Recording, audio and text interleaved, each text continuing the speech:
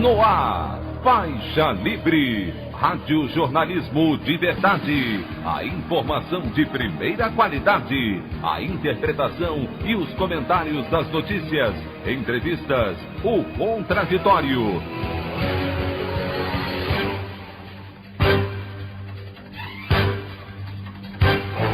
Tudo para aproximar você cada vez mais da realidade do Brasil e do mundo. Apresentação: Anderson Gomes. Bolsonaro garante que ministro Luiz Eduardo Ramos se equivocou ao confirmar em depoimento a menção do ex-capitão do Exército à Polícia Federal em reunião ministerial investigada. O presidente finalmente entrega ao Supremo Tribunal Federal laudos dos exames que comprovam que ele não foi infectado pelo novo coronavírus. Dólar bate R$ 5,90 e renova recorde influenciado pela crise política que afeta o país. Essas e outras notícias na edição desta quinta-feira, 14 de maio do ano de 2020 do programa Faixa Livre.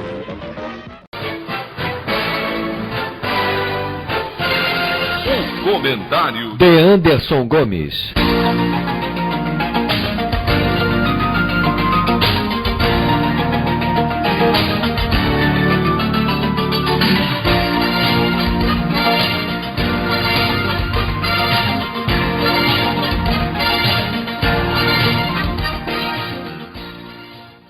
Bom dia, ouvintes. O Brasil caminha a passos largos para se tornar o epicentro da pandemia do novo coronavírus e a liderança nessa triste estatística está diretamente ligada às posturas e decisões do presidente Jair Bolsonaro. Todos os dias, o ex-capitão do Exército faz questão de reafirmar seu caráter genocida, preocupado com os ganhos do grande capital que ele defende no Palácio do Planalto. Já são mais de 12 mil mortes provocadas pela doença no país. O desprezo do ex-capitão do Exército pela vida das pessoas produz situações difíceis de admitir que tenham vindo do líder na nação. Essa semana, por exemplo, o ministro da Saúde, Nelson Teich, foi surpreendido pela imprensa em entrevista coletiva a respeito da publicação de uma edição extraordinária do Diário Oficial da União, onde Bolsonaro incluía academias, barbearias e salões de beleza como serviços essenciais, ou seja, que teriam permissão de funcionar neste período da Covid-19. Constrangido, o titular do ministério negou ter sido informado do decreto e que a autorização não teria passado por ele ou pelos técnicos da pasta. A fisionomia de Nelson Teich deixava claro o tamanho do problema em que ele se meteu ao aceitar o convite de Bolsonaro para assumir o cargo na vaga de Luiz Henrique Mandetta. Aliás, o ex-ministro disse em entrevista recente à Globo News que o pico da pandemia no Brasil só deve ser atingido no mês de julho. Até lá, governadores e prefeitos vão lutando contra a teoria genocida de Bolsonaro. A maioria dos líderes do executivo nos estados e municípios já negaram que irão atender esse último decreto que permite a abertura dos estabelecimentos citados. O Ministério da Saúde vem tentando estabelecer uma estratégia de gestão de riscos junto a secretários estaduais, mas eles têm se recusado a endossar a proposta apresentada pelo governo federal. A irresponsabilidade do presidente da República começa a se traduzir nos seus índices de aprovação popular. De acordo com pesquisa divulgada na segunda-feira pelo Instituto MDA, a pedido da Confederação Nacional do Transporte, a avaliação negativa do desempenho pessoal de Bolsonaro subiu de 47% para 55,4%. Já o seu governo é visto como ruim ou péssimo por 43,4% da população, um salto de quase 13% em relação à pesquisa anterior, realizada em janeiro deste ano. Ao invés de se preocupar em autorizar a abertura de estabelecimentos comerciais, Bolsonaro deveria concentrar seus esforços em abrir os leitos dos hospitais federais que estão inativos por falta de profissionais de saúde e insumos. No Rio de Janeiro, até o último domingo, havia mais de 1.041 vagas nas unidades federais bloqueadas. Enquanto o presidente nega a pandemia, os brasileiros seguem morrendo sem atendimento nas filas dos hospitais. A opinião do Faixa Livre. Bandeirantes, 1360. Estamos apresentando Faixa Livre. Fique em casa e defenda a educação, a saúde pública e a pesquisa brasileira. Seja solidário. A vida vale mais que os lucros. Uma campanha do Andes, Sindicato Nacional dos Docentes das Instituições de Ensino Superior. Atenção, professoras e professores das escolas particulares. Estamos sobrecarregados pelo excesso de trabalho nesse momento de pandemia. Os patrões não querem pagar o reajuste salarial de 2020. Mais do que nunca, precisamos de união para garantir direitos da categoria. Participe da Assembleia Virtual da Educação Básica, dia 16 de maio, sábado, às 10 horas. Inscreva-se para receber o link da Assembleia pelo site ou Facebook do Simpro Rio. Nenhum direito a menos. Simpro Rio, Sindicato de Professores. Voltamos a apresentar Faixa Livre. Estamos de volta, ouvintes, com o início da edição de hoje do programa Faixa Livre, que tem na sua produção a jornalista Celeste Sintra, auxiliada pela também jornalista Natália Moraes, tendo no comando do áudio o Francisco.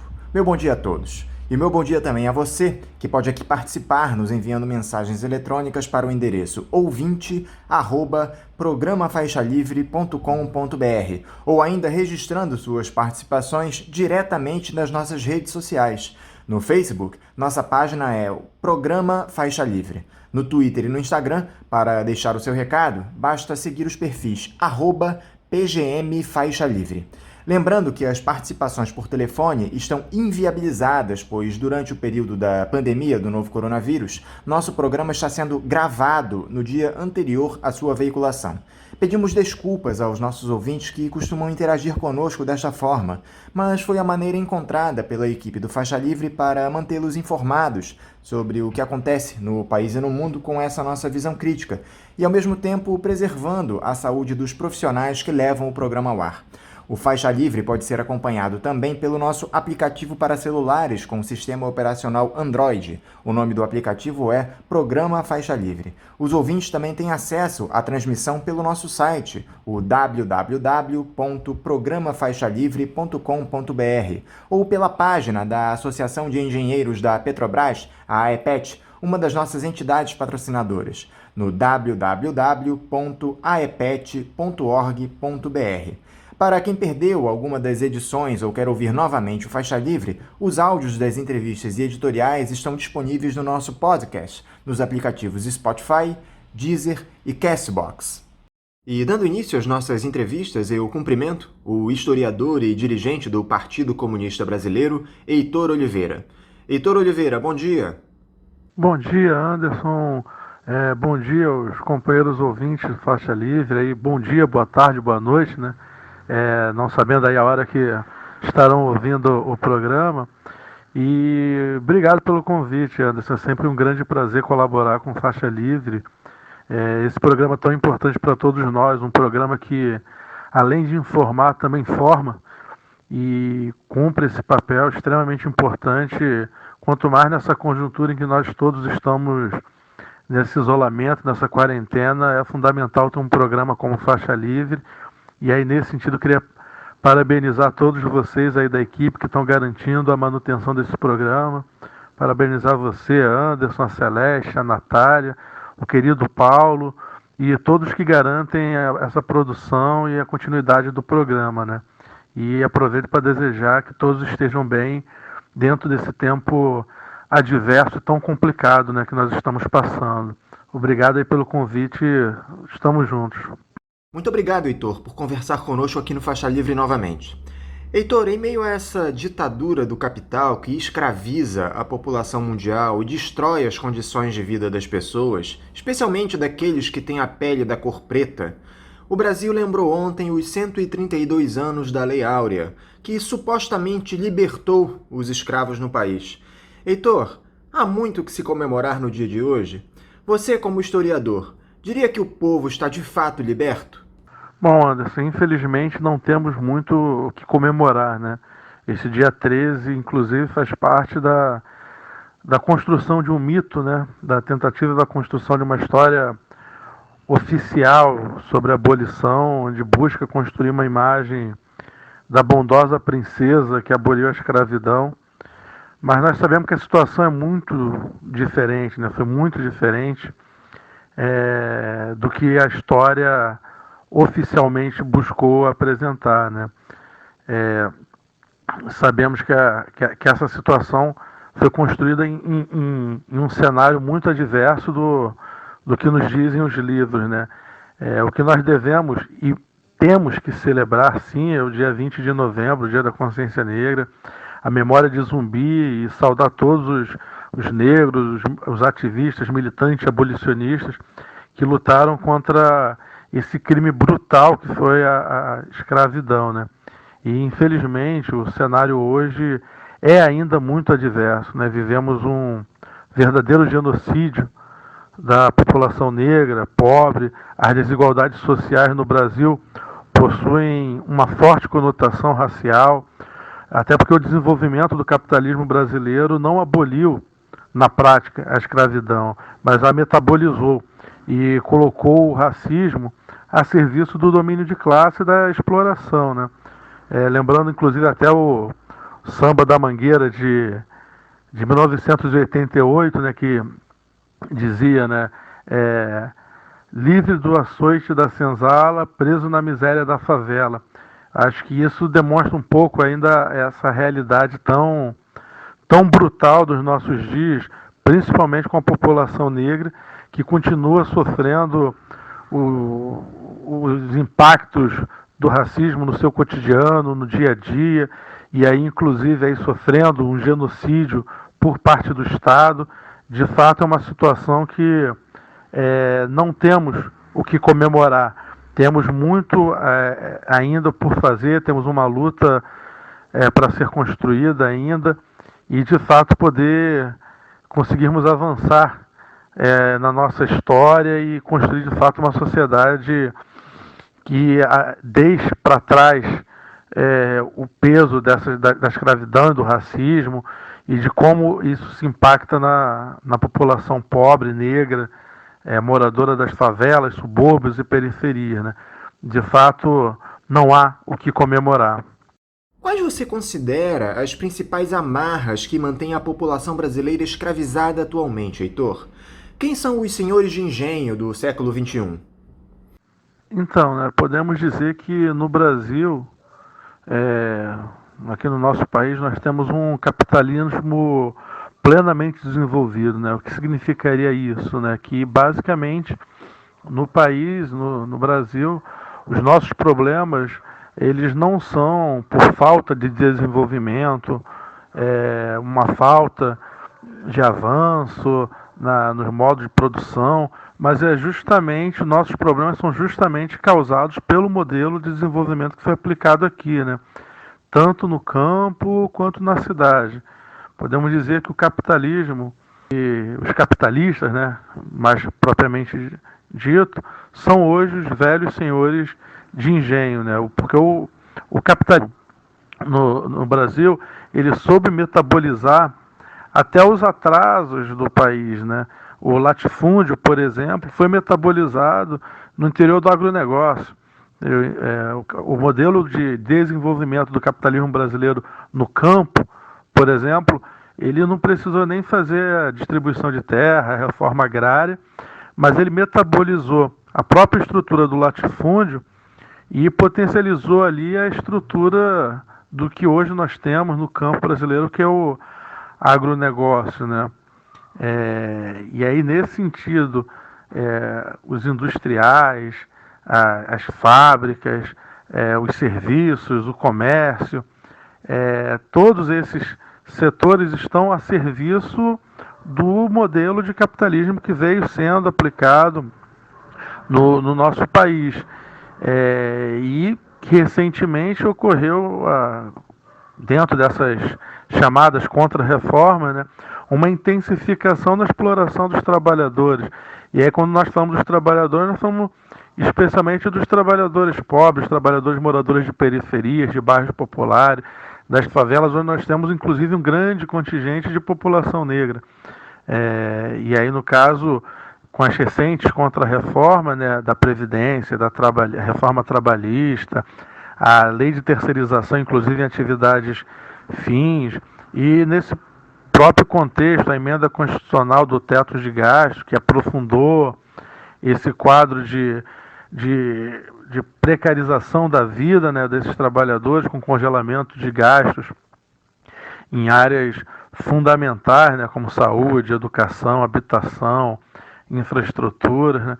Tudo isso criou um cenário de, digamos assim, superexploração da classe trabalhadora brasileira, que tem no seu interior um grande contingente de população negra, entendeu? E aí, nesse sentido, creio que nós podemos falar que os empresários, os industriais, os chamados investidores, aquelas pessoas que vivem, né, das bolsas de valores, né, os grandes proprietários de terra, esses são os senhores de engenho dos nossos dias, né? Em termos gerais, podemos afirmar que os senhores de engenho do Brasil atual são os capitalistas, são as pessoas que conduzem e gerenciam e lucram em cima da superexploração dos trabalhadores, em cima da superexploração da população pobre, da população moradora de favelas, bairros populares, da periferia. Essa população que, além de sofrer essa superexploração, ainda sofre os rigores de uma política de segurança pública que busca criminalizar os moradores dessas regiões, que busca criminalizar o negro, o pobre, e praticam, inclusive, essa prática, essa condução desse genocídio, né, contra a população mais pobre, a população negra do nosso país.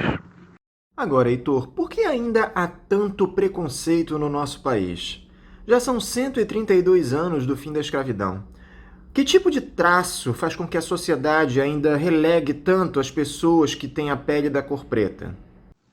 Que no Brasil não foi feito o devido ajuste de contas, né, dos crimes do passado. Inclusive, essa é uma das características, infelizmente, da nossa história, né? Não existe a prestação de conta dos problemas e dos crimes e das tragédias que ocorreram na nossa história, né? Procura-se apagar da história como se não tivessem acontecido, e com isso evita-se fazer justamente esse ajuste de conta com o passado, né? E essa negação do passado contribui para a não resolução do problema. As chamadas dívidas históricas nunca foram pagas no Brasil. Foi o que abordamos, inclusive, no começo, né, dessa nossa conversa. No Brasil, o desenvolvimento do capitalismo, ele metabolizou em seu processo o racismo e utilizou como meio para aprofundar o seu domínio de classe, ou seja, ele utiliza do preconceito, ele utiliza do racismo para potencializar o seu domínio de classe e a superexploração, ou seja, um elemento que é anterior, inclusive, à formação atual das classes sociais no país, né, que são elementos que advêm, inclusive, da nossa formação histórica como país colonial. Eles não foram deixados para trás, não foram superados, eles foram metabolizados e postos dentro de uma nova roupagem e potencializaram, a partir disso, esse modelo de superexploração dos trabalhadores, das trabalhadoras. Ou seja, os negros que foram escravizados no passado, tiveram esse processo, ele foi metabolizado agora de uma superexploração do trabalhador negro junto no interior da exploração dos trabalhadores como um todo. Ou seja, o capitalismo brasileiro, em seu processo histórico de desenvolvimento, ele trabalhou e metabolizou e colocou a seu serviço, inclusive, elementos pré-capitalistas da nossa formação. E aí, nesse sentido, eu creio que nós não conseguimos avançar enquanto sociedade, enquanto formação social, Estado, para inclusive pagar as dívidas históricas, né, e conseguir de fato superar do ponto de vista histórico esses crimes que foram cometidos contra uma parcela significativa da população brasileira, que é a população negra, que foram sequestrados em seus países, trazidos para cá e nesse processo escravizados e sendo basicamente a força de produção que fez esse país se desenvolver nos seus momentos ali iniciais e agora, como trabalhadores, também sendo super explorados por esse sistema extremamente hostil contra os trabalhadores e fundamentalmente contra as minorias, as chamadas, né, as ditas minorias no interior da classe trabalhadora, que nós sabemos que na prática não são minorias, entendeu? São maiorias. E aí, nesse sentido, creio que é importante compreendermos que essa equação da abolição do preconceito e do racismo está conectado à discussão sobre a superação desse modo de produção que soube muito bem utilizar a seu serviço de taxas de aumentar suas taxas de lucro a partir de uma superexploração, soube utilizar esses elementos do racismo a seu serviço, né? Você vislumbra a possibilidade da luta abolicionista de fato se encerrar um dia, Heitor? É possível crer em uma verdadeira libertação desses que sofrem preconceitos todos os dias na nossa sociedade? Então, não creio nessa possibilidade. Nos marcos da atual sociedade, não creio. Acredito que somente uma nova formação societária, de fato, nós poderemos começar a superar o racismo, né? Creio que, atualmente, a maneira como está constituída a sociedade brasileira, eu não vejo como possível, dentro dela, superarmos de fato os preconceitos, o racismo e todos esses tipos de opressão. Creio que somente nos marcos de uma nova sociedade, aí sim nós podemos lançar as bases que possibilitarão a superação histórica dessa situação. Mas na sociedade atual, eu acho que nós não temos condições, justamente porque é uma sociedade montada a partir dessas explorações, a partir desses preconceitos, a partir desses racismos e utilizando disso para o seu processo de exploração. Contudo, não podemos deixar para amanhã essas lutas. Essas lutas devem marchar junto com a luta de classes, com a luta por uma nova sociedade. Nós não podemos ter uma perspectiva de como é uma sociedade marcada por essas características. Nós não podemos falar que somente amanhã ou numa nova sociedade nós poderemos começar a superar. Não, numa nova sociedade nós teremos as bases que possibilitarão de fato a superação, mas a luta, ela deve ocorrer desde já. É uma luta imediata, é uma luta que deve estar atrelada à luta de classes, justamente para poder permear essa luta e fazer com que essas bases de fato sejam lançadas e com isso criam essas possibilidades para que nós possamos avançar e superar de fato esses problemas históricos da formação brasileira, né? Falando um pouco agora do nosso cenário político, Heitor. Temos aí esse inquérito que corre no Supremo Tribunal Federal a respeito das denúncias do ex-ministro da Justiça e Segurança Pública, o Sérgio Moro, ao presidente Jair Bolsonaro. Essa semana estão sendo colhidos os depoimentos dos principais envolvidos nesse imbróglio, entre eles o ex-diretor-geral da Polícia Federal, o Maurício Valeixo, o delegado Alexandre Ramagem, amigo do Bolsonaro e indicado para ocupar a vaga de Valeixo, além da deputada Carla Zambelli e dos ministros da ala militar do governo, o Braga Neto, o Luiz Eduardo Ramos e o Augusto Heleno. Esse vídeo da tal reunião, onde o Bolsonaro teria coagido o ex-juiz, é devastador para o presidente, segundo quem o assistiu. O Bolsonaro teria dito ao Moro que queria a troca na direção-geral da PF para evitar que familiares e aliados fossem prejudicados. Será que é o fim da linha para o presidente, ô Heitor? Anderson, essa reunião do Ministério do Bolsonaro, nessa verdadeira casa dos horrores que é esse ministério, expõe de maneira pública, pelo menos, né, algo que a esquerda, não somente a esquerda, né, mas creio que todos os setores que já conheciam ou pelo menos tinham conhecimento dos pronunciamentos, das declarações do Bolsonaro, né? Acho que todos os setores que sempre denunciaram essas posturas autoritárias de Bolsonaro já tinham conhecimento. E agora, a partir dessa reunião, pelo menos, creio eu assim, né, ajuda a tornar público algo que foi extensivamente denunciado, né, que são essas posturas autoritárias, mandonistas, intervencionistas do Bolsonaro, né, um indivíduo que enaltece a ditadura militar brasileira, por exemplo, um momento onde a troca de interesses entre o governo, um sistema criminoso em múltiplas dimensões, torturou, sequestrou, censurou e se auto-blindava, né, de investigações e apurações sobre seus crimes, não é de se estranhar por parte do Bolsonaro, alguém que sempre enalteceu esse tipo de prática, que seja agora denunciado publicamente por tentar criar essa intervenção dentro da Polícia Federal e potencializando toda essa crise no interior de seu governo, né?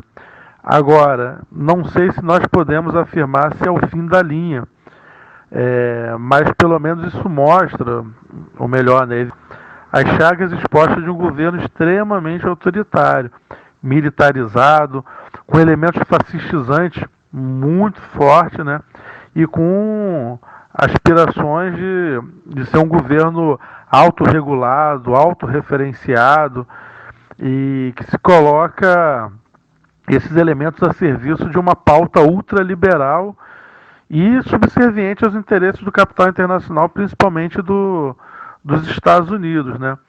E nesse processo de crise interna, em que o Bolsonaro dobra as apostas nessa queda de braço com os outros poderes, né?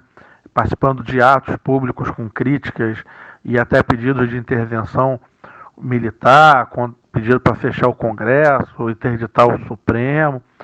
Eu creio que ele dobra a aposta dele autoritária, né? Essa escalada autoritária dele, né, nesse momento. Agora, concluir se é o começo do fim, não sei se podemos afirmar dessa forma, né? Agora, isso demonstra as fragilidades do governo e cria uma demanda que, do meu ponto de vista, já estava dada, mas agora potencializa-se, que é de um maior protagonismo da classe trabalhadora e de suas organizações. Entendeu? Assim, é preciso agir.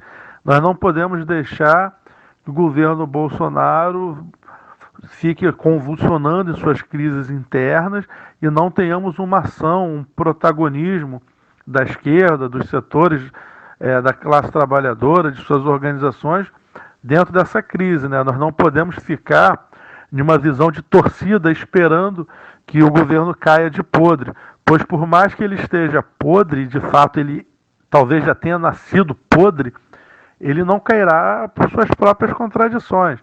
Ele precisa ser derrubado.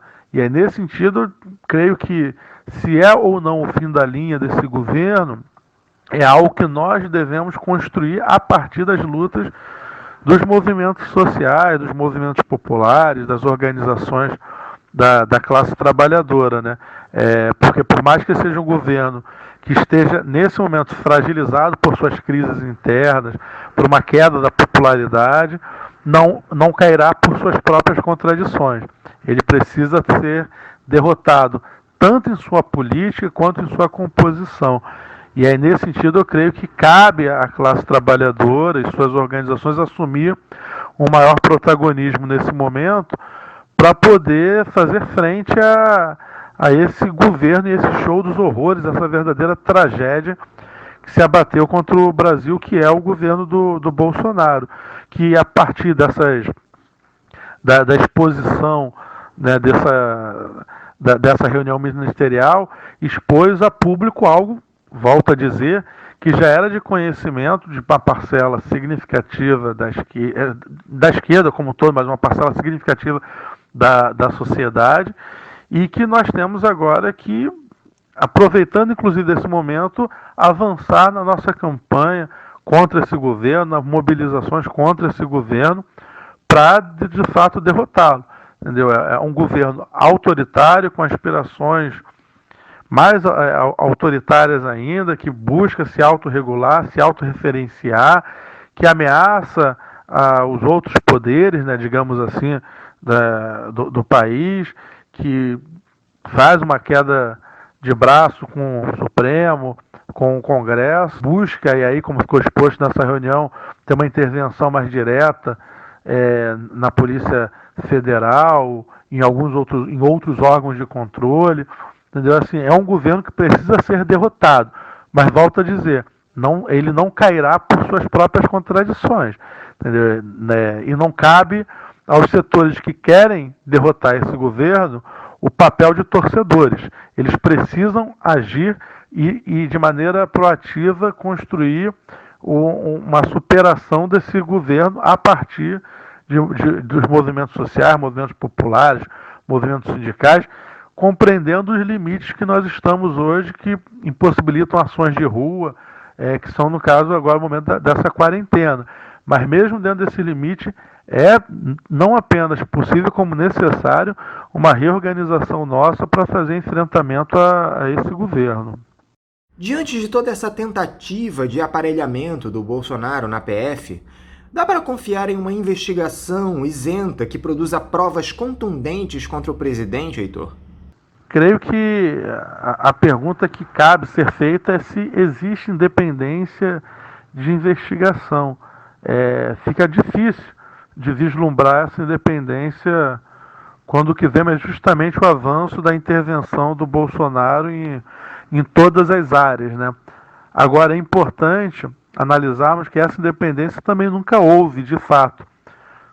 O que temos agora é um aprofundamento dessa intervenção direta, digamos assim, do Bolsonaro na Polícia Federal e aí tentando, como se denunciou aí recentemente, né, se auto-blindar, blindar sua família e seus, abre aspas, né, amigos, e aí aprofundando esse caráter de intervenção. Mas é importante lembrarmos que e aí nos perguntarmos se de fato em algum momento chegou a existir alguma independência desses órgãos em relação ao governo. Agora, do meu ponto de vista, agora se aprofunda esse processo de intervenção, de controle direto do Bolsonaro sobre no caso especial agora sobre a Polícia Federal. Você se surpreendeu com a postura do Sérgio Moro ao denunciar essa ingerência do Bolsonaro na Polícia Federal, Heitor? Me parece que o que havia ali era mais uma disputa de egos do que qualquer outra coisa.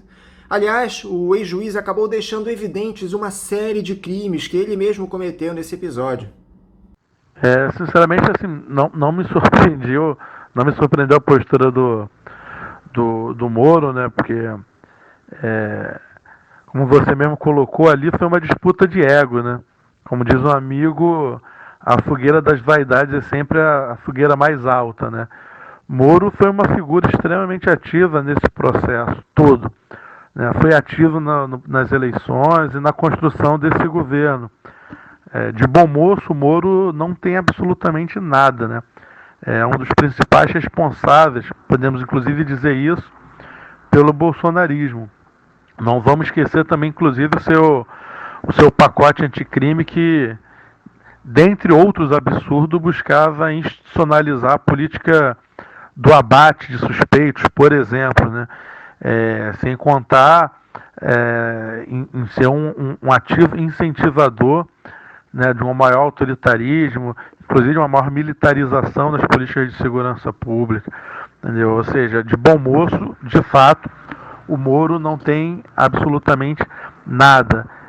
E aí nós temos ali basicamente uma disputa de egos e vaidades. É um momento onde nenhum deles ali queria ser coadjuvante ou figurante do outro. São duas pessoas extremamente vaidosas e que nesse momento eles não aceitaram continuar dividindo o holofote, né? O Moro visivelmente tem aspirações maiores do que ser um ministro. Dizem até que ele o ato de demissão dele já é um ensaio geral do início da sua campanha presidencial. O Bolsonaro, por sua vez, não aceita também dividir espaços, dividir decisões com os seus subalternos, né? Uma pessoa extremamente autoritária. E aí nós temos uma combinação explosiva, que são duas pessoas com um perfil extremamente arrogante, autoritárias, com aspirações a protagonismo, dividindo um espaço. E aí, no caso, a intervenção do Bolsonaro, ela na Polícia Federal, né, a partir das indicações, de certa forma acaba antecipando algo que eu particularmente vislumbrava que fosse acontecer um pouco mais à frente, que foi esse rompimento do Moro com Bolsonaro. Agora, não temos como livrar a cara do Moro do que foi a construção do bolsonarismo, né? Ele foi uma pessoa, volta a afirmar, né, extremamente ativa no processo eleitoral, na transição inicial desse governo. Ele foi uma das figuras chefes ali na condução dessa transição inicial do governo e uma das figuras públicas que ajudava a blindar o governo Bolsonaro e tentar transferir sua popularidade. E aí entra o outro elemento, que é a popularidade do Moro, né? Se nós lembrarmos a sua entrevista, em inúmeros momentos ele abordava a sua biografia, justamente por ser uma pessoa extremamente vaidosa, que também almeja voos próprios, né? Diria, é uma pessoa que hoje está preocupada com a sua carreira solo, não mais como membro desse show de horrores aí que é o Ministério do Bolsonaro. Mas é uma pessoa tão responsável como o próprio Bolsonaro pela construção desse governo de extrema direita, altamente autoritário, a serviço de uma agenda totalmente ultraliberal, digamos assim. Agora, Heitor, apesar de o Jair Bolsonaro ter tido uma queda na sua popularidade, algo que uma pesquisa da Confederação Nacional do Transporte mostrou essa semana, os ideais do bolsonarismo seguem intactos. Só que agora eles contam com o apoio daquele sem número de militares que ocupam cargos no governo federal e da política mais fisiológica representada pelo baixo clero no Congresso. Primeiro, eu gostaria de saber a sua opinião a respeito das Forças Armadas, Heitor. Os generais do governo tentaram minimizar em depoimento as ações autoritárias do Bolsonaro na tal reunião com o Sérgio Moro. Você acredita que a possibilidade desse pessoal embarcar em uma nova aventura autoritária, algo que o Bolsonaro sonha desde os tempos em que era deputado federal? Né, os generais estão blindando, né, Bolsonaro, pelo menos no que nos chegou dos depoimentos, né, pelo menos nos depoimentos do dia de ontem, né, que demonstram que os militares ali tentaram minimizar ou pelo menos ali assumir o discurso do Bolsonaro sobre a versão do Bolsonaro, né, sobre a reunião ministerial. Agora, essa preocupação daí, acho que ela não pode ser descartada. Essa escalada autoritária, né, ou essa aventura golpista aí, é algo que nós não podemos descartar. Até por ser um elemento, como você mesmo disse, que esteve sempre presente nas declarações do Bolsonaro desde sua época de deputado federal, e não apenas nas declarações enquanto deputado, mas nas posturas, inclusive dele, né, de comemorar todo ano, incansavelmente, o dia do golpe de 64, exaltar figuras como torturadores e ditadores, não só ditadores brasileiros, né, como tivemos no início do governo, no ano passado, o Bolsonaro exaltando ditadores latino-americanos, né, Pinochet, do Paraguai, ou seja, Chile, Paraguai e demais países aqui da América Latina. O Bolsonaro, o seu arco de aliança, né, internacional, sempre se aproximando de governos representantes da extrema-direita. Ou seja, o Bolsonaro ele nunca escondeu, para quem soubesse observar suas ações, ele nunca escondeu as suas pretensões, digamos assim, autoritárias. Por isso, creio que não podemos, não podemos, em hipótese nenhuma, descartar essa possibilidade. Até porque é um governo que cada vez mais parece estar dobrando a aposta, né, como comumente está sendo falado aí por aí. É um governo que participa de atos que pedem a intervenção no Congresso, o fechamento do Congresso, interdições no Supremo. Ele está lá presente, mesmo no momento agora de quarentena e de isolamento, ele participou lá, foi lá fazer o seu discurso, a sua propaganda, né? Ou seja, nós não podemos, sob possibilidade nenhuma, descartar isso, porque é algo que está muito presente, não só no discurso, nas declarações, mas na prática do Bolsonaro, né? E aí o que se evidencia, ou pelo menos aparentemente se evidencia das movimentações do Bolsonaro e das principais figuras desse governo, é a intenção de ter um governo que se autorregulariza, né? É um governo autorreferente, é um governo que busca criar em si próprio a sua regulamentação e não mais nos poderes constituídos e na institucionalidade, né? Isso que algumas pessoas falam ou chamam de autogolpe, entendeu? Ou essa aventura golpista, né? Poderia se constituir, se desenhar nesse formato. Seria um governo que poderíamos chamar de um governo movimento, um governo autorregulamentado, autorreferenciado e golpeando as amarras institucionais e constitucionais que o limitariam. Ou seja, é um governo que tem muito forte essa característica, né? E que eu creio que nós não podemos, sob possibilidade nenhuma, descartar, que é essas pretensões golpistas e autoritárias, né? E claro, sempre colocando isso a serviço de uma pauta e de uma agenda ultraliberal para atender os interesses aí do capital internacional, dos empresários aliados do governo Bolsonaro, né? E aí, nesse sentido, creio que é importante estarmos sempre alertas e atentos a essas movimentações e a essas práticas do Bolsonaro, né? Porque, assim, eu não descartaria essa alternativa. Agora, claro, tudo isso mediante aí a correlação de forças e a maneira como vai ser desenvolvido aí os próximos capítulos aí dessa complexa equação que é a política brasileira em momento de pandemia e sob a administração geral do Bolsonaro, né? E aí, claro, creio que os depoimentos e o avanço aí nessa investigação recente aí podem de fato trazer alguns novos elementos que podem, digamos assim, deixar mais nítido o rol de possibilidades de alternativas que o governo Bolsonaro poderá seguir. Agora, de fato, nós não podemos descartar essa possibilidade.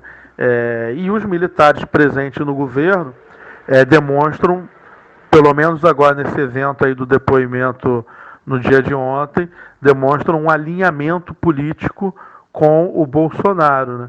E aí não adianta declarações de militares falando que estão preocupados com a democracia, com as instituições, porque não precisa ir muito longe para recordarmos que parte do discurso dos militares golpistas de 64 também era de defender as instituições, defender a democracia e defender a sociedade.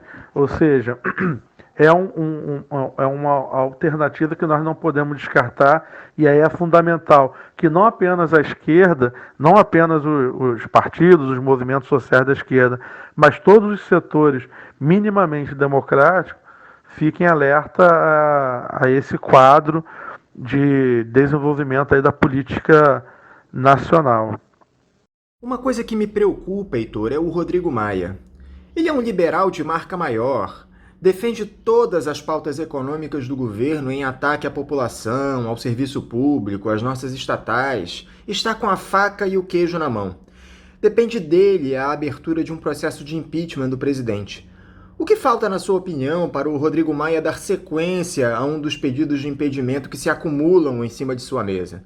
Você acha que ele teme alguma coisa? Porque, na minha opinião, quem se cala diante de tantos crimes cometidos pelo Bolsonaro não passa de cúmplice dele. Então, né, o Rodrigo Maia, mesmo criticando o Bolsonaro, ele acaba cumprindo um papel, de certa forma, de fiador desse governo junto ao Congresso. Creio que Maia busca tirar proveito para o seu campo político, ali, por esse centrão que ele aglutinou no seu entorno, de um governo enfraquecido. Possivelmente para o Maia, ter um governo em constante crise e frágil em sua relação com o Congresso, aumenta o seu poder de barganha, de negociação. E isso, para ele, seria mais interessante que colocar ali, ou ter ali, um governo que reinicie todo o processo de negociação, inclusive podendo vir a ser um governo mais forte do que o Bolsonaro. E aí, nesse sentido, de interesses particulares e menores, o Rodrigo Maia, ele aumenta o seu papel de fiador desse governo de crise e não leva adiante esses processos de investigação, de impeachment, já continuar com esse papel protagonista no jogo político. Mas é necessário lembrar que a pauta econômica do governo Bolsonaro é a pauta econômica do Rodrigo Maia. Entendeu? E, na verdade, o Rodrigo Maia, inclusive, busca se cacifar ainda mais como a única pessoa com possibilidade de conduzir essa agenda diante de um governo frágil. E aí, nesse sentido, creio que pode ser o elemento que, no cálculo político do Rodrigo Maia, faça com que ele, digamos assim, conduza qualquer observação ou análise nos processos de impeachment com uma lerdeza gigantesca, né? Justamente para deixar, digamos, o famoso empurrar com a barriga, né? Para poder garantir que essa situação confortável para ele de negociador, de fiador, né, daquele espaço político, continua a existir. Em relação às oposições, Heitor, a mesma passividade que eu vejo das instituições diante deste cenário de excepcionalidade, eu observo nos partidos de esquerda. Essas notas em repúdio não servem para nada, o Bolsonaro amassa e joga no lixo. Não está faltando uma ação coordenada dos partidos para conter a ânsia golpista do presidente? Eu entendo que a pandemia tem limitado as iniciativas das legendas progressistas, mas não dá para fazer mais nada além de se publicar notas? Exatamente, né? Não podemos resumir nossa atuação a notas, né? Precisamos resgatar o protagonismo da esquerda e das organizações da classe trabalhadora. Precisamos avançar em uma luta coordenada, com o intuito de criar uma forte campanha pelo Fora Bolsonaro e Mourão, e compreendendo que o Fora Bolsonaro e Mourão, para além de derrotar as figuras políticas que são esses dois agentes da extrema-direita brasileira, a serviço de uma agenda ultraliberal, é preciso derrotar essa política que eles representam também. Ou seja, é preciso ter uma campanha pelo fora Bolsonaro e Mourão e a compreensão que precisamos derrotar essa política, porque essa política ela pode sobreviver, inclusive, a essas figuras, a esses atuais protagonistas.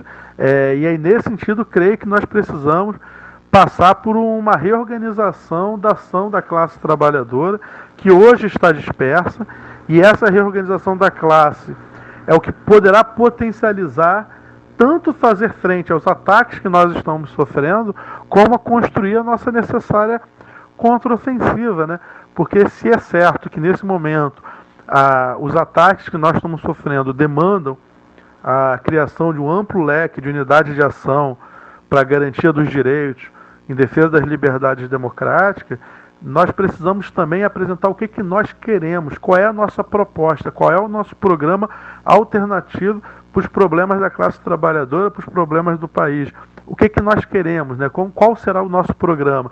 E é nesse sentido que é necessário jogarmos força nessa reorganização da classe trabalhadora e na construção de um programa nosso.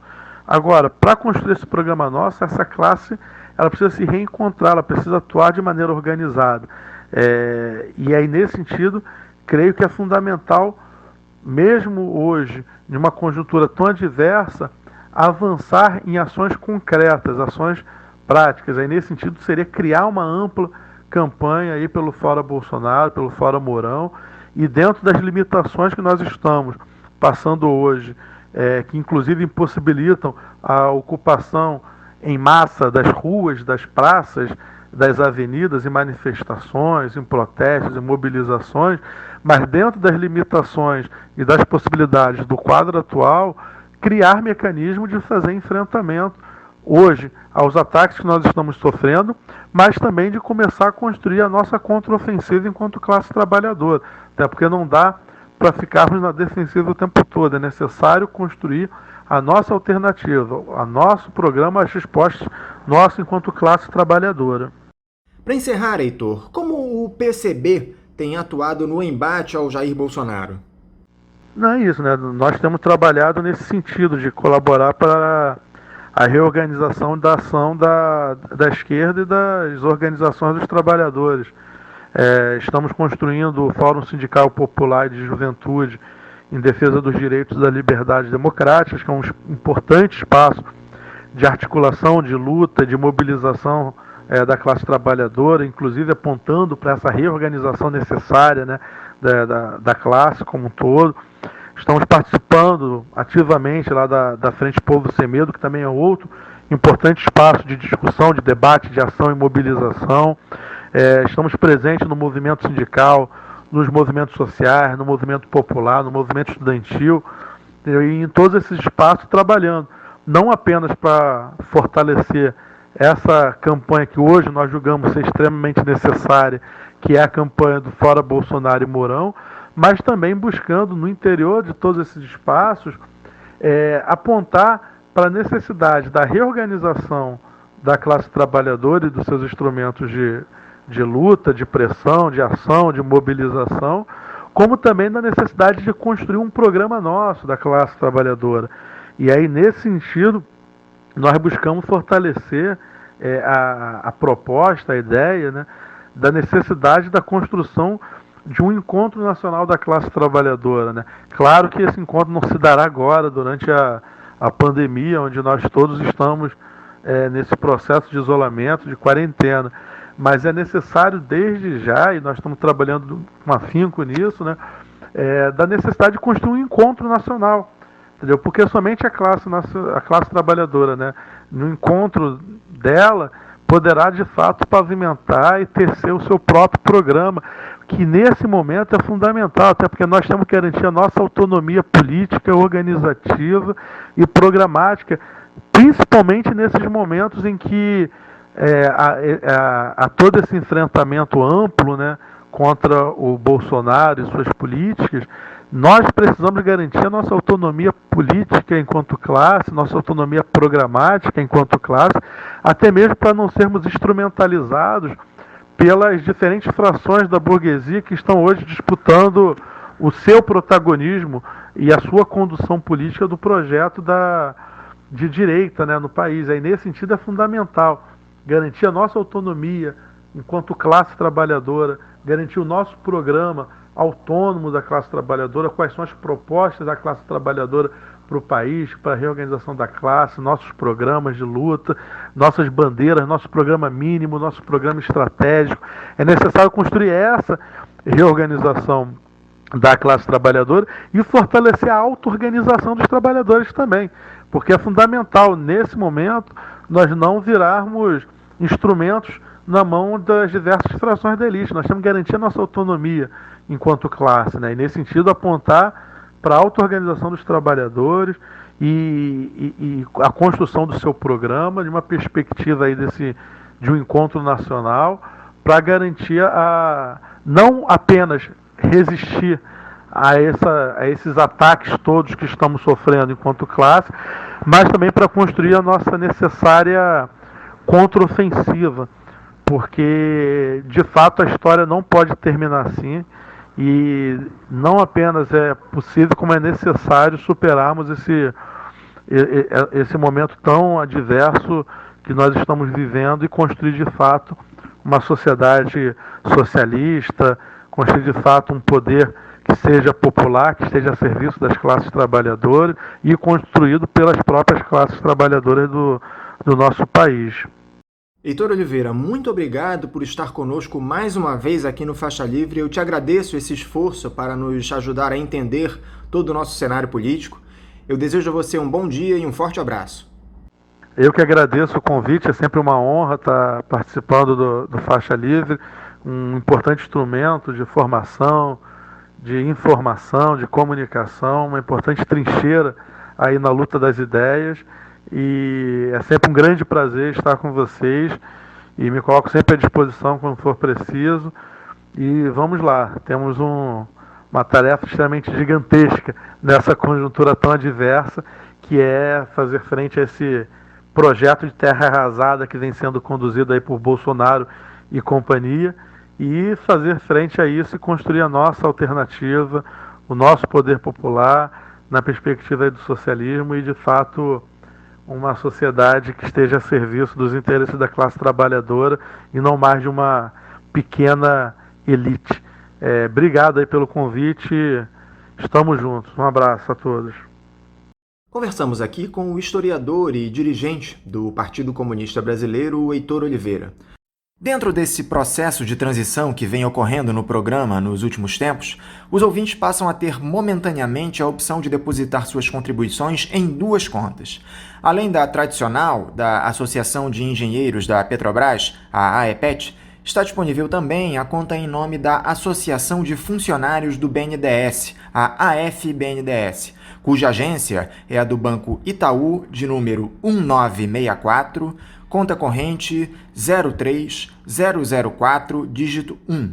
Repetindo, Banco Itaú, agência 1964, conta corrente 03004, dígito 1. Durante este período de excepcionalidade, os depósitos nas duas contas serão aceitos, sendo destinados ao financiamento dos custos do Faixa Livre. Mas pedimos àqueles que puderem encaminhar suas contribuições para a conta da AFBNDES que o façam, pois em futuro próximo, esta será a única forma de proceder às doações ao programa. Repetindo mais uma vez a conta do Banco Itaú, agência 1964, conta corrente 03004, dígito 1. Vamos agora ao nosso primeiro intervalo. Voltaremos daqui a pouquinho. Fique em casa e defenda a educação, a saúde pública e a pesquisa brasileira. Seja solidário. A vida vale mais que os lucros. Uma campanha do Andes, Sindicato Nacional dos Docentes das Instituições de Ensino Superior. Atenção, professoras e professores das escolas particulares. Estamos sobrecarregados pelo excesso de trabalho nesse momento de pandemia. Os patrões não querem pagar o reajuste salarial de 2020. Mais do que nunca, precisamos de união para garantir direitos da categoria.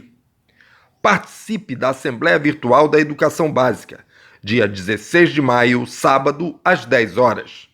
Inscreva-se para receber o link da Assembleia pelo site ou Facebook do Simpro Rio. Nenhum direito a menos. Simpro Rio, Sindicato de Professores. Voltamos a apresentar Faixa Livre.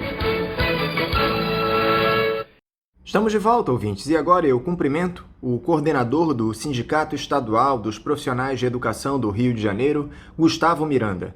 Gustavo Miranda, bom dia. Bom dia, Anderson. Bom dia a todos os ouvintes do programa Faixa Livre. Gustavo, muito obrigado por conversar conosco mais uma vez aqui no Faixa Livre a respeito de um tema que tanto nos interessa, que é a educação no Rio de Janeiro e no país. Gustavo, temos algumas questões para tratar hoje, mas eu gostaria de começar pelo Enem. O governo federal abriu as inscrições para o Exame Nacional do Ensino Médio essa semana, mantendo o cronograma inicial com a realização das provas nos dias 1º e 8 de novembro. Só que os alunos estão há quase 2 meses sem aulas presenciais. A preparação para o Enem está completamente prejudicada. Isso tem provocado uma série de reclamações de estudantes Brasil afora. Como é que o CEP observa essa manutenção do calendário do Enem em meio à pandemia de Covid-19? O CEP vê com muita preocupação a manutenção do calendário do Enem, porque essa manutenção, na nossa opinião, vai gerar mais desigualdade entre aqueles que prestam o exame que é importantíssimo, é a porta de entrada para a universidade pública e para diversas carreiras também nas universidades privadas. Isso é preocupante porque muitos estudantes das escolas estaduais não vão ter condição de acessar, né, o conteúdo básico para fazer a prova com o mínimo de qualidade. Isso vai gerar muita desigualdade. O CEP teve uma posição clara recentemente, ele mandou um ofício, um documento para o Conselho Nacional de Educação, pedindo a suspensão do Enem até que se possa prever, né, quando vai acabar o período de quarentena. O mesmo fez para o Conselho Estadual de Educação. Mais do que isso, até pediu para que outros exames de proficiência fossem suspensos, né, frente a essa situação, porque não é só o Enem, né, talvez o Enem seja o mais amplo, né, mas não é só o Enem que pode ser feito em prejuízo aos estudantes. Tem outros exames, os exames para as Cefetes, os exames feitos inclusive para as escolas militares, que a gente acha que devem ser suspensos na medida que não há condição dos estudantes, sobretudo das escolas públicas, acessarem o conhecimento para fazer essas provas. Agora, diante deste cenário, os mais prejudicados são os estudantes das escolas públicas, Gustavo, que, em tese, teriam de ser os beneficiados pelo Enem. Os alunos não têm acesso aos conteúdos de estudo para a prova. Boa parte deles sequer tem computador em casa. Como é que fica a situação desses alunos, Gustavo? Me parece que o Enem perde o sentido nesse caso. O Enem surgiu como uma política para diminuir a desigualdade do acesso à universidade. De fato, a manutenção da prova nessas condições é um grande retrocesso porque exatamente ataca, né, a desigualdade. O CEP ele vem denunciando, né, a falta de condição de manutenção, né, do ano letivo nessas condições. Pelo menos a computação dessas aulas, né, online como aula presencial. E isso a gente vem fazendo por considerar que os estudantes não estão conseguindo acessar essas aulas. Não estão conseguindo, os que conseguem acessar, não conseguem acessar na qualidade a ponto de considerar isso uma aula presencial dada, né? Isso para a gente é algo que a gente vem batalhando junto às instituições, como o Ministério Público. Nós entramos com uma ação judicial nesse sentido e, de fato, né, a manutenção do Enem nessas condições faz o exame jogar contra a igualdade no acesso à educação pública superior. Já houve uma tentativa por parte do sindicato de contestar junto ao Ministério da Educação a manutenção desse cronograma do Enem, Gustavo? O CEP ele atendeu ao pedido de consulta do Conselho Nacional de Educação, que questionava as entidades da educação em geral, inclusive sindicatos, sobre a manutenção do ano letivo. A gente defendeu a desvinculação do ano letivo em relação ao ano civil, E, para além disso, falamos também que era importante que o Enem fosse suspenso devido à falta de condições da prova acontecer o mínimo de condição. Então, o CEP ele se pronunciou publicamente em relação a isso, na imprensa, mas também oficiou o Conselho Nacional de Educação e o Conselho Estadual de Educação com relação à suspensão do Enem. Essa é a nossa posição. Vocês já pensaram em alguma alternativa caso o MEC mantenha as provas em novembro? Dá para oferecer algum tipo de subsídio para esses alunos estudarem que não seja o conteúdo pela internet, Gustavo? Então, é preciso reforçar que os profissionais de educação eles estão com todas as dificuldades tentando combater a inatividade do estudante, passando aulas de reforço, acompanhando algum tipo de conteúdo na internet, por os meios que é possível e para aqueles alunos que conseguem acessar. Na nossa opinião, o Enem não deve acontecer, mas se o governo mantiver essa proposta, o CEP vai estar aderindo à posição das entidades estudantis, obviamente combinado com as diversas entidades estudantis, inclusive a Confederação Nacional de Trabalhadores de Educação, no esforço para que a prova não ocorra. Inclusive, a gente não descarta a possibilidade de entrar com uma medida judicial em relação a isso. Essa é a posição no momento. O CEP ele não vai tomar nenhuma posição isolada, ele vai se incorporar ao movimento que cada vez aumenta na sociedade de tentar impedir que essa prova ocorra nessas condições. E em relação a essa pandemia, Gustavo, como os profissionais de educação do Estado têm lidado com essas limitações provocadas pela Covid-19? É um processo de readaptação a essa nova realidade. Os profissionais, em geral, não estavam preparados a desempenhar suas funções de maneira online. E isso tem a ver com uma série de problemas, inclusive técnicos. É um sistema operacional que não funcionava direito, que você usava de vez em quando, agora é obrigado a utilizar o tempo todo. É ficar em frente ao computador algumas horas do dia e às vezes não tem o equipamento disponível para todos os ambientes, para todas as pessoas que dependem do computador, porque às vezes o professor ou a professora ele é obrigado a dividir o equipamento com o filho, ele é obrigado a dividir o equipamento com o esposo que também está em casa e também às vezes é professor. Então essa questão é problemática.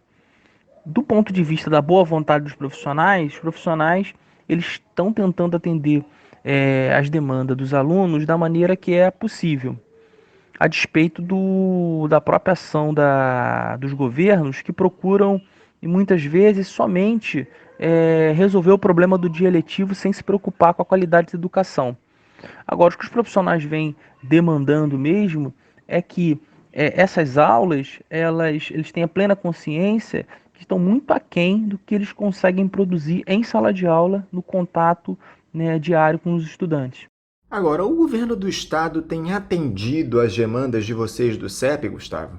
A Secretaria Estadual de Educação atua de maneira eficiente para auxiliar profissionais e alunos nesse período da pandemia? A gente compreende que a SEDUC, no início, já lançou a plataforma Google Classroom como sendo o espaço, né, de intervenção nesse período de pandemia. Isso sem debater com a sociedade, sem debater com os estudantes e com os profissionais de educação. Desde o início a gente falou que isso era um equívoco, né, porque era preciso compreender que tipo de desafios estavam sendo colocados. Para a gente, o que é muito fundamental a defesa da qualidade da educação e a eficiência para a gente é garantir um ensino de qualidade na rede pública do Estado. E de fato isso não há nenhum movimento da SEDUC que indique isso. Diante deste cenário de excepcionalidade, Gustavo, qual é a principal dificuldade que os profissionais de educação têm enfrentado? No âmbito da rede estadual, de todos os problemas em defesa da saúde pública, em defesa da sua própria saúde, da sua família, a relação com os estudantes, que enfrenta muita dificuldade, porque é uma coisa nova. Agora, a grande dificuldade é mesmo a pressão, né, dos sistemas de ensino em garantir os dias letivos, né? A pressão está muito grande, o assédio moral está muito grande na rede, né? Profissionais que não conseguem acessar estão sendo pressionados a dar um jeito, o que em alguns momentos até prejudica a ideia do isolamento, né? Porque o profissional é obrigado a ir numa lan house, ele é obrigado a ir na casa de um parente para poder acessar o computador. Então esse é o grande problema dos profissionais hoje, no que diz respeito a esse período de pandemia e esse acesso online a esse sistema. Vocês lá do CEP têm dialogado com os profissionais de educação por videoconferência? Vocês têm feito assembleias virtuais para discutir este cenário? Há uma previsão de que o ano letivo possa ser encerrado ainda em 2020? O CEP ele vem buscando alternativas ao ouvir a categoria. Obviamente a categoria tem constante interlocução com a direção do sindicato. Nós abrimos uma ouvidoria no site para que essa ouvidoria receba os problemas que a categoria está enfrentando. A gente não tem como fazer assembleia, né, até para não romper o isolamento. Nossas assembleias eram cheias, 400, 500, até 1.000 pessoas em assembleia. Isso não é mais possível e a gente está dando a saída para isso são uma jornada de plenárias que a gente está lançando por município, por núcleo do CEP. O CEP está espalhado em todo o estado. E o objetivo é que essas plenárias elas acabem trazendo à oposição da categoria os problemas que ela vem enfrentando para ser, inclusive, municiar a direção do CEP nos espaços que ela é chamada a se pronunciar. No que diz respeito ao ano letivo, a gente acha difícil o ano letivo ser concluído esse ano, na medida que não tem perspectiva de que esse mês, por exemplo, a gente consiga acabar com a quarentena. Portanto, praticamente o primeiro semestre ele não vai existir, e concluir um ano sem que metade do ano possa ter tido aula presencial é um grave equívoco. Então a gente acha que a tendência é a desvinculação do ano letivo do ano civil, apesar da resistência dos governos, né, em relação a isso, que querem concluir o ano letivo esse ano. A gente acha equivocada essa postura, isso não trabalha pela qualidade da educação, pelo contrário, né, procura apresentar apenas uma saída burocrática para esse ano tão difícil que nós estamos vivendo. Para encerrar, Gustavo, ontem nós tivemos os 132 anos desde que a escravidão foi teoricamente abolida no país. Eu digo teoricamente porque continuamos a viver presos a essa ditadura do capital, que afeta principalmente as pessoas de pele preta. Na educação, a situação é diferente, Gustavo. A educação alcança de fato as crianças e jovens negras das periferias e favelas do nosso país? Então, nesse 13 de maio, uma data importante para a gente, o CEP vai estar nas suas redes, né, fazendo debates em relação ao 13 de maio. Nós temos um setorial de negros e negras bastante ativo e que produz políticas e está sempre alimentando, né, o sindicato de informações com relação ao racismo que existe na sociedade brasileira, mesmo com o fim da escravidão. Desses 100 anos, cento e poucos anos que se passaram desde o fim da escravidão, houve ampliação do acesso às escolas por parte da população negra, mas a ampliação do acesso não foi totalmente concluída e existe um debate sobre a qualidade e igualdade, né, desse acesso, as condições de ensino e de manutenção nas escolas, que ainda são desafios para a sociedade. A lei de cotas, que foi aprovada, né, nos últimos anos nas universidades, foi um avanço, mas é preciso que a escola pública, né, debata mais a questão do racismo, debata mais, né, os ancestrais negros e negras que são pouco vistos nas escolas ainda, né? Então há muito a se fazer, né? E o CEP está sempre tentando colaborar com as redes de ensino para que elas incorporem o tema da escravidão e do racismo na sociedade brasileira de maneira ampla. Gustavo Miranda, muito obrigado pela honra de mais essa entrevista aqui no Faixa Livre. Eu desejo a você um bom dia e um abraço. O CEP agradece essa oportunidade do Faixa Livre de colocar suas posições. Faixa Livre sempre atuando aí como uma trincheira da classe trabalhadora nesses tempos difíceis aí de pandemia. Um abraço a todos e todas.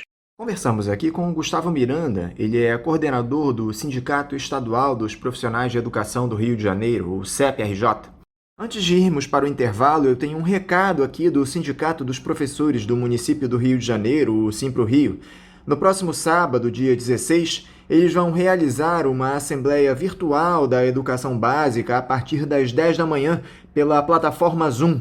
Na pauta será discutida a campanha salarial de 2020. Os interessados em participar devem enviar nome completo, CPF, telefone e instituição em que trabalha para o e-mail assembleiaedubasica2020@simpro-rio.org.br. Repetindo, o e-mail é o assembleiaedubasica2020@simpro-rio.org.br. Você, professor, receberá também por e-mail um link para participar da assembleia. Vamos agora ao nosso intervalo. Voltamos daqui a pouquinho. Fique em casa e defenda a educação, a saúde pública e a pesquisa brasileira. Seja solidário. A vida vale mais que os lucros. Uma campanha do Andes, Sindicato Nacional dos Docentes das Instituições de Ensino Superior.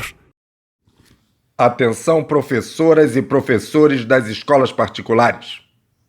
Estamos sobrecarregados pelo excesso de trabalho nesse momento de pandemia.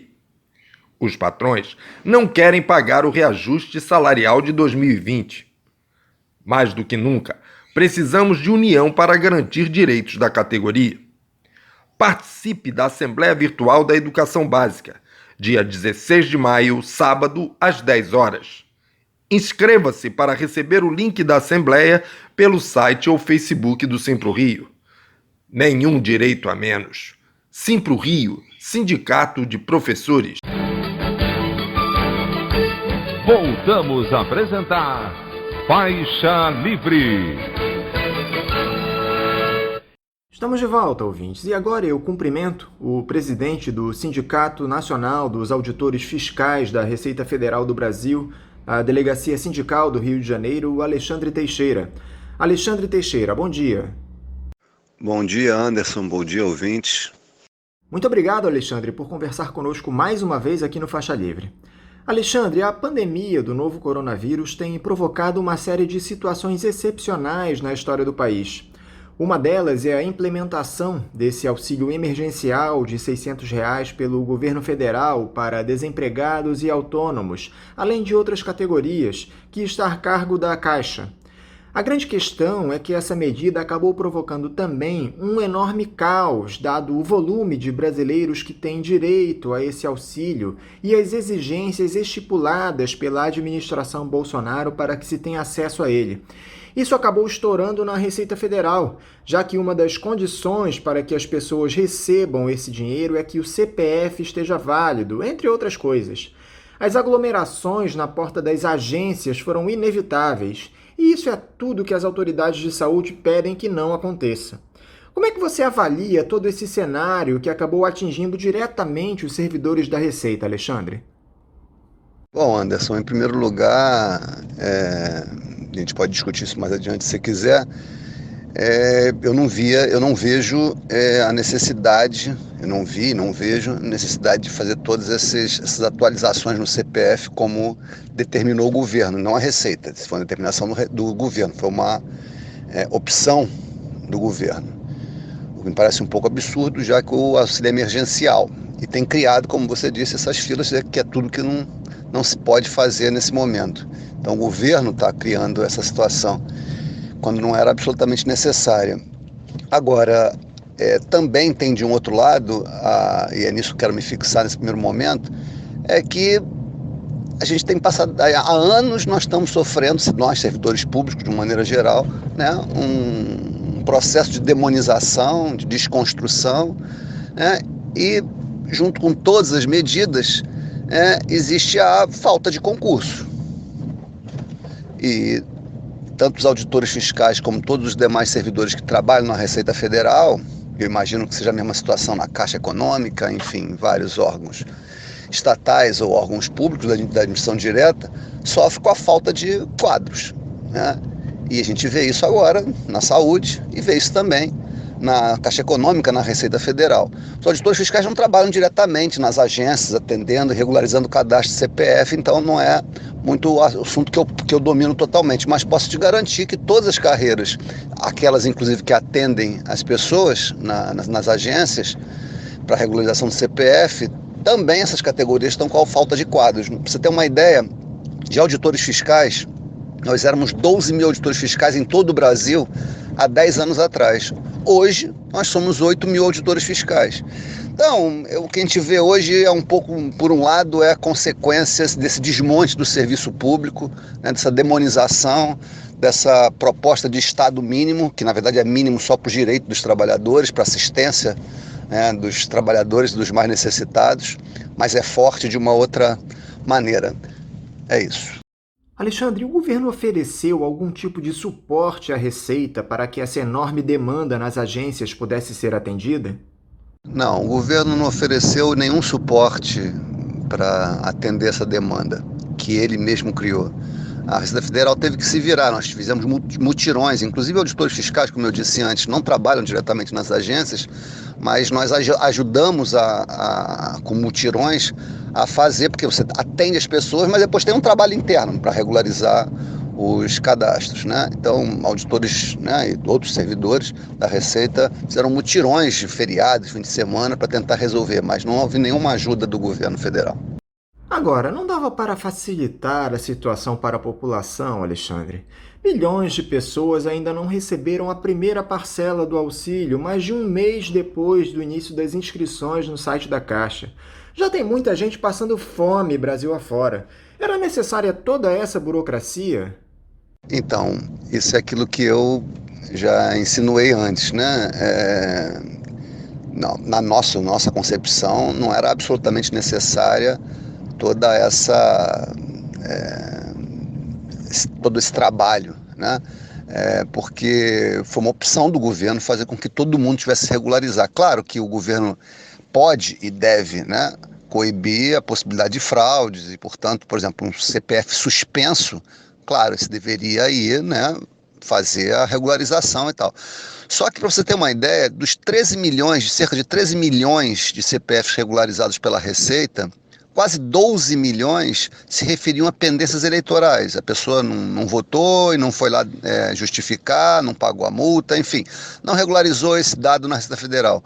Ora, como os cartórios eleitorais também estão fechados, a Receita simplesmente não regularizou isso. Ela colocou de lado essa exigência, né?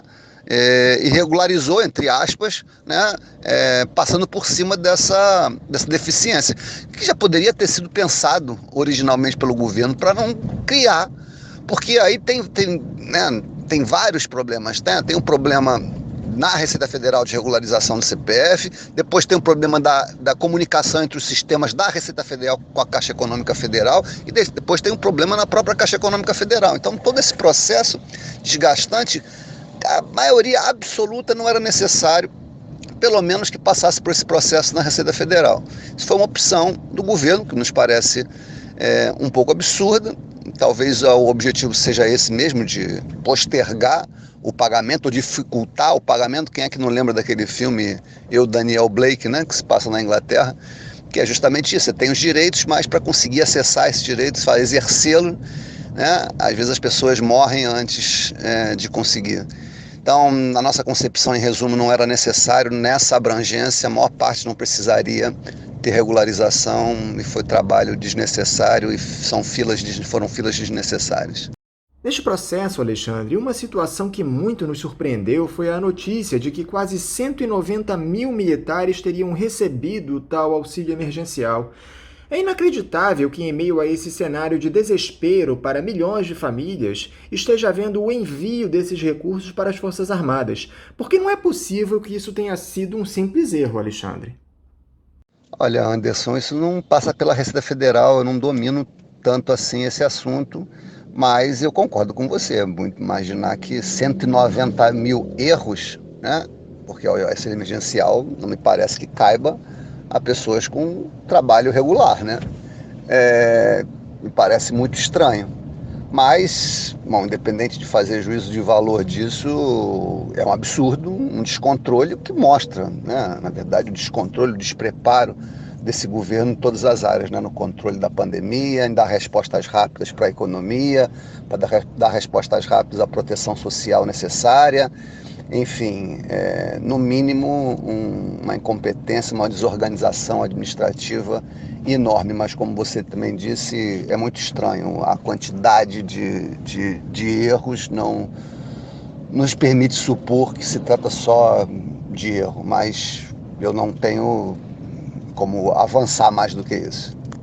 Outro grave episódio que nos chamou a atenção, Alexandre, e eu gostaria de conversar com você, diz respeito a essa tentativa de interferência do governo federal na Receita.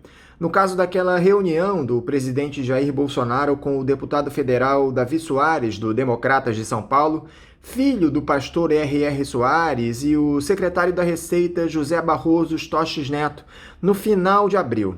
Segundo fontes, o presidente da República teria cobrado do órgão uma solução para as dívidas de igrejas evangélicas inscritas em dívida ativa e em processos administrativos no âmbito do Conselho Administrativo de Recursos Fiscais, o CARF. Vocês do Sindifisco chegaram até a publicar uma nota a respeito dessa ingerência do Bolsonaro. Como é que o sindicato recebeu essa notícia, Alexandre?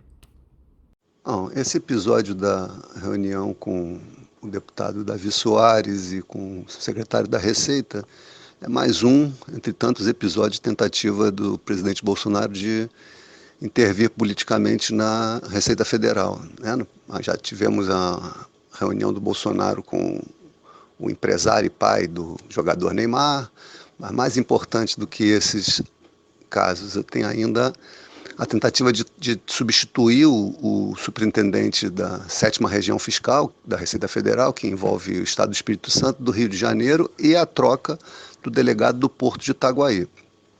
O Porto de Itaguaí, o delegado atualmente em exercício, ele reformulou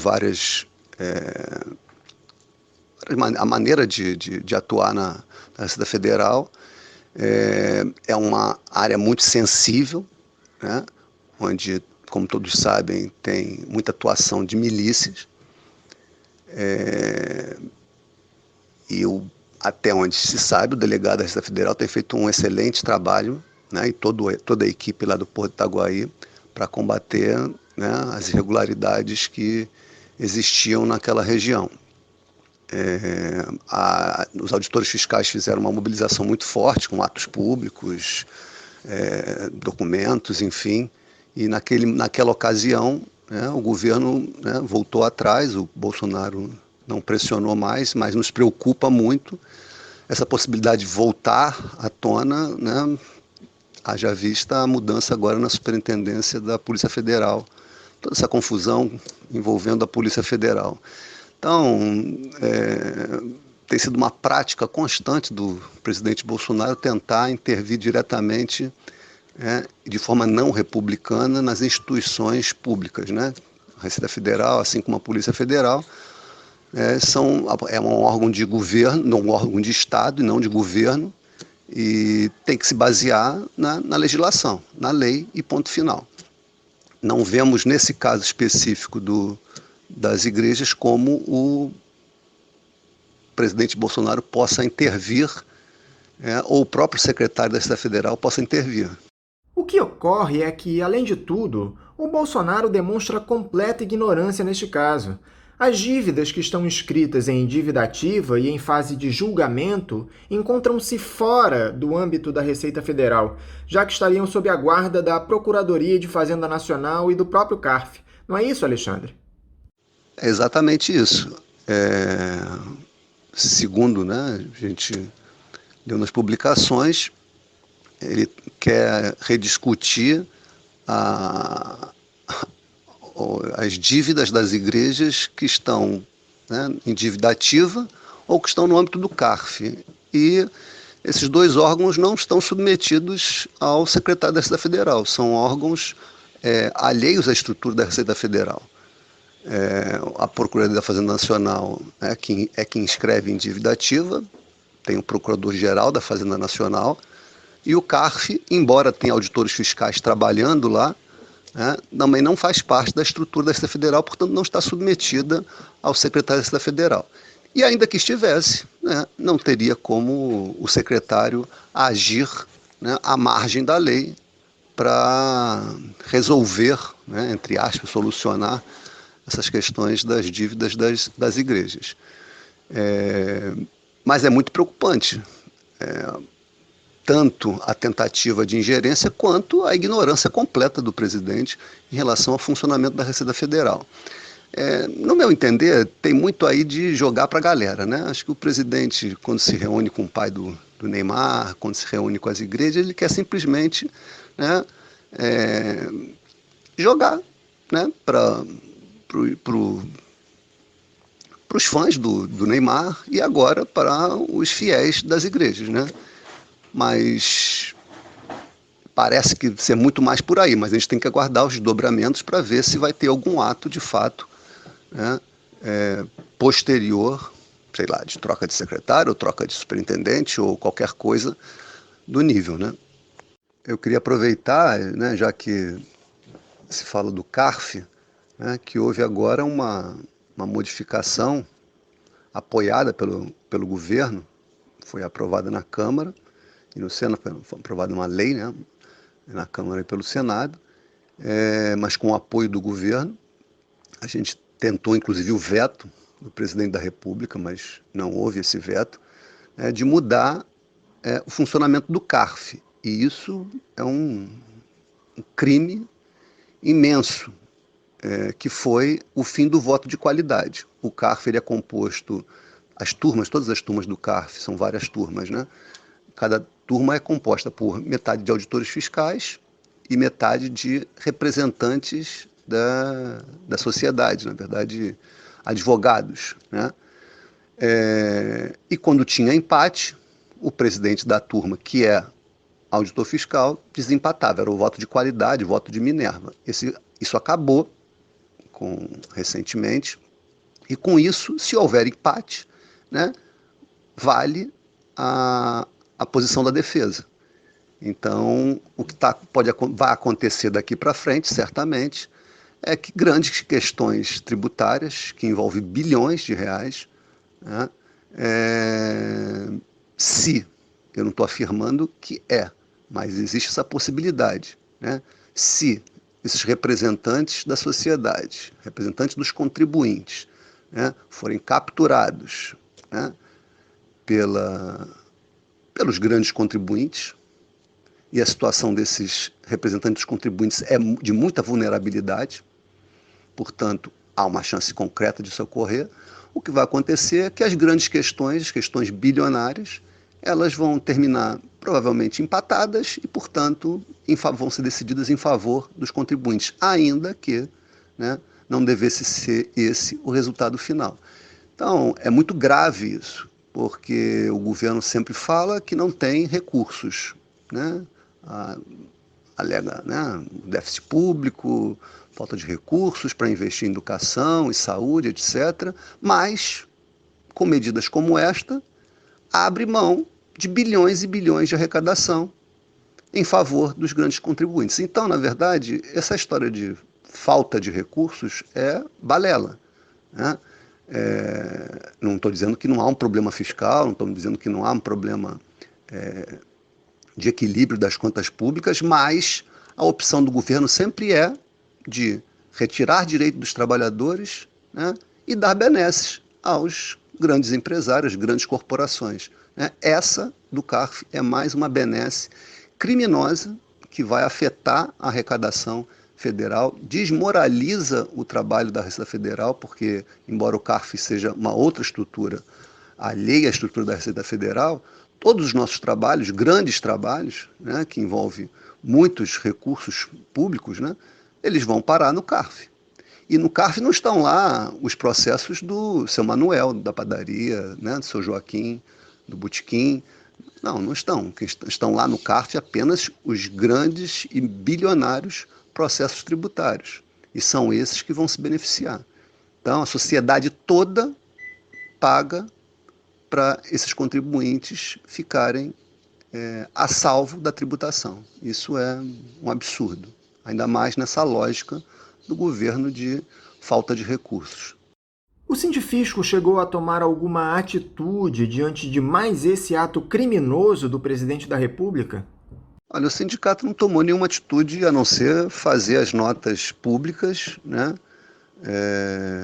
Comunicar a sua perplexidade, a sua preocupação à sociedade, e estamos acompanhando, porque de fato, né, pelas respostas que eu dei anteriormente, não há possibilidade, não houve nenhum ato, né, e nem há possibilidade desse ato, no nosso entender, de a Receita Federal aliviar ou solucionar os problemas, né, das dívidas das igrejas.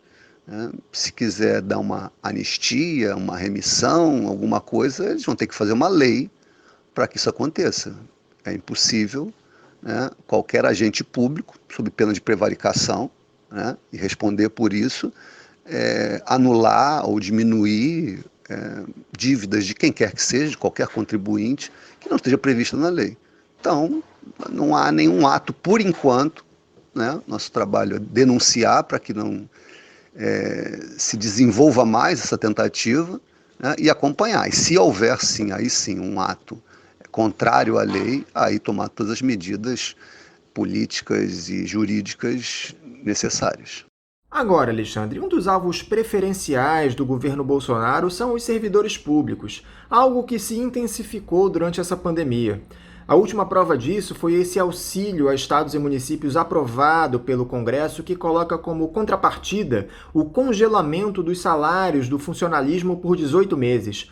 O Bolsonaro tem algum trauma com o serviço público, Alexandre, porque não é possível. Ele passou a vida inteira se alimentando do dinheiro público. Foi militar, vereador, deputado. Por que toda essa perseguição aos servidores? Eu acho que o Bolsonaro se elegeu, né, com um compromisso. E é um compromisso com as grandes corporações. O Paulo Guedes, ele é o representante das grandes corporações, né?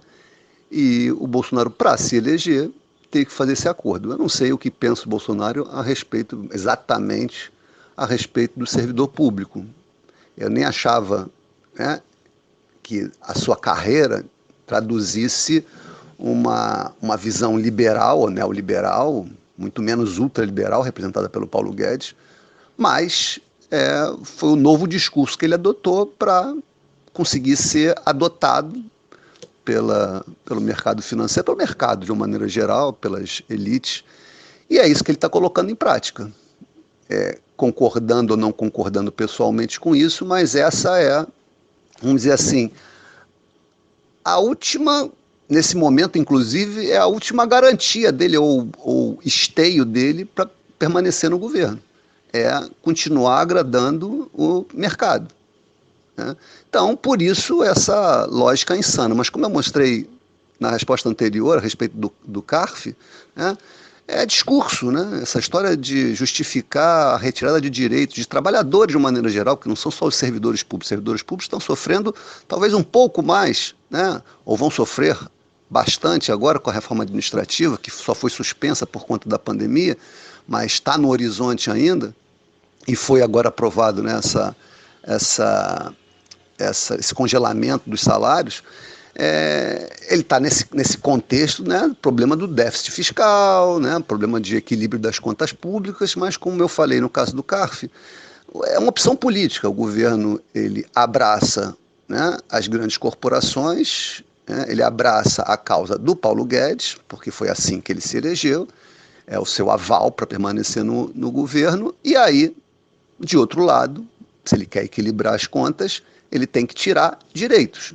Direito dos trabalhadores, direitos previdenciários, direitos trabalhistas, inclusive, porque, né, não é só as contas públicas que interessam, né, àqueles que colocaram o Bolsonaro e ainda mantêm o apoio a ele, que é o mercado de baratear a mão de obra, e também a questão das contas públicas de reduzir o gasto do governo com o trabalho. Então, daí a reforma da Previdência, que afetou trabalhadores privados e servidores públicos, e agora vem esse congelamento, e mais adiante reforma administrativa, e etc, etc, porque é uma opção política de beneficiar o escalão de cima, né? Eu teria aqui vários exemplos para dar para vocês, mas desde que o Temer assumiu, é esse projeto que está em curso. Talvez tenha sido ainda radicalizado ainda mais com a eleição do Bolsonaro e a colocação do Paulo Guedes à frente do Ministério da Economia, né? Mas tem exemplos, milhares, diversos exemplos, de quanto o governo abriu mão de arrecadação, né, do andar de cima para tributar ou para penalizar ou retirar direitos do andar de baixo, né? Só para vocês terem uma ideia, acho que foi 2018, ainda antes do Bolsonaro, teve um perdão de multas e juros de dívidas do agronegócio, né?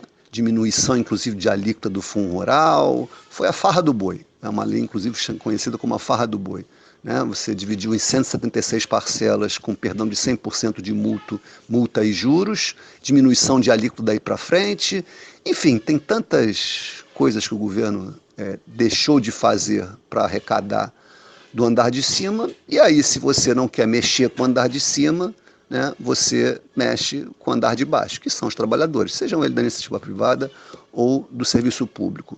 Mas, de fato, o Paulo Guedes e o Bolsonaro dá aval para isso, ele tem uma fixação em retirar direitos dos servidores públicos. A ideia geral é nivelar por baixo todo mundo, botar todo mundo ganhando, né, o mínimo possível, com o mínimo de direito possível, seja ele servidor da iniciativa privada ou servidor público, aposentadoria o mínimo possível, trabalhando o máximo possível, isso para todo mundo. Então, essa é a lógica e essa proposta esse ato de congelamento está dentro dessa lógica.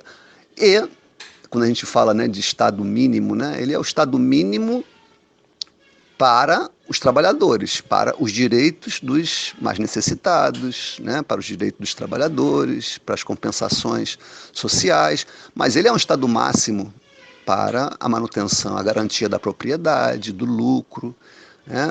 E daí você vê a posição do Bolsonaro, porque ele mexe com todos os servidores públicos, mas sempre há exceção para as forças de segurança, sejam elas militares, inclusive a Polícia Federal mesmo teve uma diferenciação na reforma da Previdência, né? Pode ser que fique de fora desse congelamento. Então, nesse modelo de Estado, onde você retira direitos e que, portanto, né, aumenta a revolta, você tem que ter um aparato de repressão, e aí o Estado é máximo, para garantir que as coisas se mantenham no seu lugar. E aí você pode retirar direitos de um lado e depois reprimir qualquer manifestação de insatisfação por outro. Por falar em servidores, Alexandre, como anda o número de aposentadorias entre os auditores fiscais? Essa reforma da Previdência promovida pelo governo acabou provocando um boom no pedido de aposentadorias dos servidores públicos. A pandemia chegou a acelerar esse processo?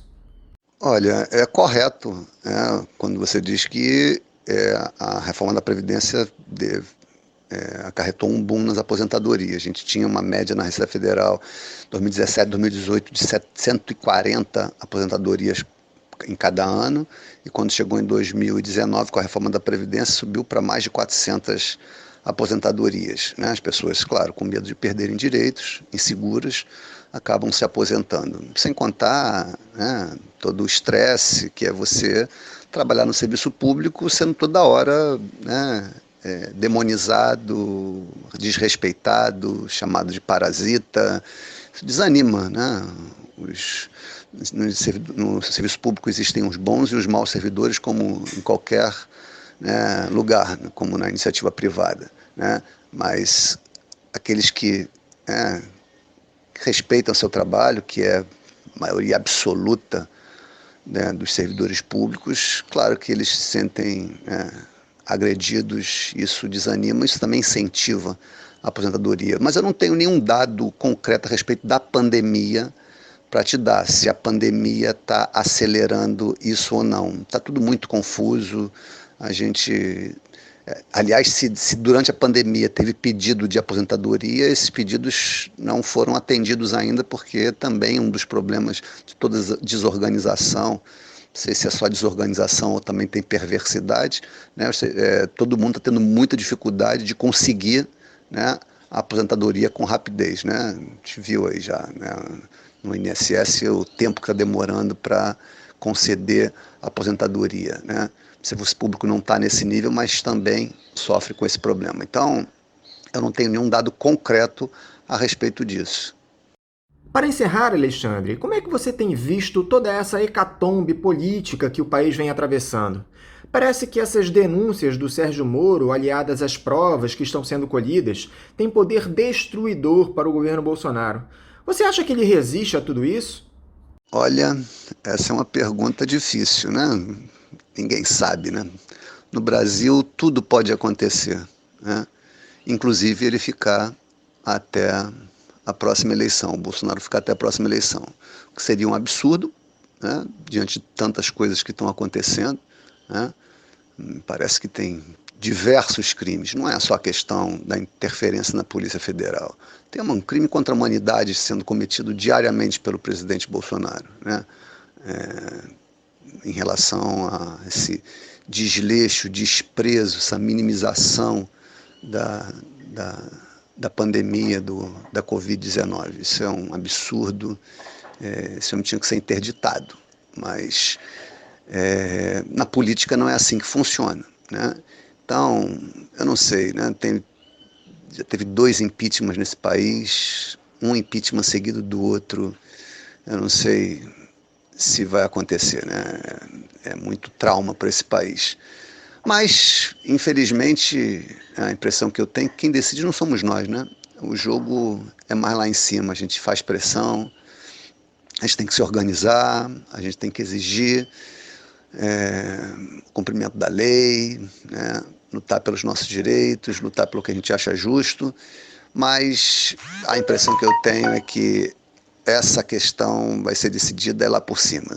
Eu acho que o que vai ser fundamental é se o governo, se o presidente vai conseguir atrair o Centrão agora, né, para apoiá-lo contra, seja uma abertura de inquérito no STF, porque isso também está, né, no horizonte, né, mas também tem que ter a aprovação, se eu não me engano, também são 2/3, para autorizar o STF julgar o presidente.